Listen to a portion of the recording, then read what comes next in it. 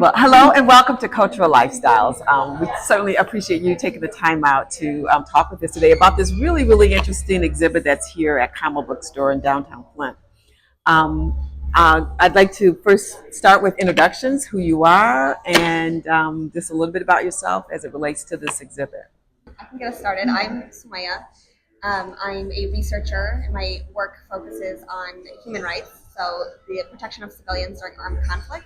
And I mostly focus on prisons, safe use of torture, and the experience of imprisonment. So my background is actually in translating prison literature from Arabic to English, and how the unique words and experiences that appear in literature can be translated in through language, but then also how people use art to express those same experiences.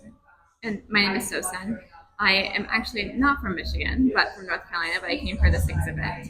And I also have a background in civilian protection and human rights, specifically from the perspective of disarmament, so a lot of weapons treaties and protection of civilians from indiscriminate weapon systems. But I do have a personal interest in Middle Eastern art, specifically contemporary or modern Middle Eastern art, which sort of was the idea or the impetus behind this exhibit, blending sort of our two backgrounds, our two interests together. Oh, okay. So I understand that you were brought here, that this whole event was fostered by the Arab American Heritage Council here. Yeah. So that was, the organization that was responsible for bringing it here. Can you tell us a little bit about the exhibit here and how long has it been in existence? Is it a traveling exhibit, and the importance of it? Yeah, so we actually started, about a year and a half ago, Sumaya and I got together and were a part of a creative residency where we were able to conceptualize the exhibit from different angles, from different perspectives, really thinking about curating the works, exposing ourselves to a lot of the works of prison art that you see displayed around.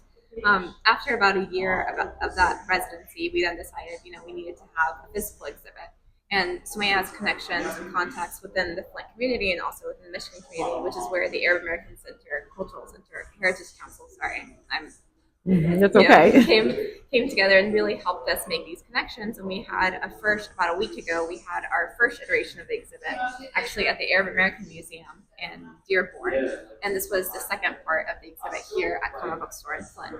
So the idea behind the project was to bridge the gap between abolitionist movements and to encourage people to draw parallels between the prison experience between countries, but then also universally. So, right now our exhibit focuses on prisons in the Middle East and North Africa to say a prison in Syria is similar to a prison in Egypt, is similar to a prison in Morocco, but that's also the same as a prison in the United States or a prison, in another country. So really to just bridge that conversation, which is why we had it here in Flint, so we can start expanding the conversation beyond the Middle East and North Africa and really bring it to diaspora communities, but then also just other communities in the U.S. What do you hope to gain from having this exhibited and sharing the experience of prison life here, abroad, in other countries? What is it that you hope to accomplish and achieve? I think the first thing is to demonstrate the harms of prison and to allow artists, formerly incarcerated people, survivors, to share their experiences with the public. A lot of times people will talk about, don't forget us here, don't let our experiences be forgotten. And so that's one of the goals that we have with the project. The second is to just create a space where we can come together and talk about prisons, the harms of prisons, just one as a way for people to process that experience, but then also as a way for us to start brainstorming what's next. How do we change this? How do we bring an end to this? Yeah. And going back to the earlier question, is one of the main conceptions of abolition is you have to recognize that all prisons are the same and all prisoners are the same, right? So there's a distinction between criminal prisoners or political prisoners that a lot of times is very common within the region that we're working in. And just to recognize that, we're talking about prisons across the board and also prisoners across the board. And the harms are universal, just like the experiences are universal. So I think having that base understanding and sort of warming people up to that understanding to then get to the point where we are able to brainstorm, okay, what does another form of justice look like? What does reconciliation look like, both in communities abroad, but also communities here in Michigan, in America. What's been the response that you've gotten from this discussion and the exhibit? I think for the most part, the initial response is like people are really shocked. So one of the responses we've gotten is like, I didn't know that prison in Sudan was like this, or I knew about prison in this country, but I didn't realize it was like this bad in another country. The other response we've gotten is people just being appreciative of having a space where they can come and talk about it. So some people who just like happened to wander to the exhibit that we had in Detroit, saying like, actually, I was also in prison. Like they didn't intend to like come to the exhibit, but just like again, because it's so like such a pervasive experience that they're just like shocked to see that there is a space for it. So I think those have been the two reactions we've gotten. Yeah. Mm-hmm. Yeah.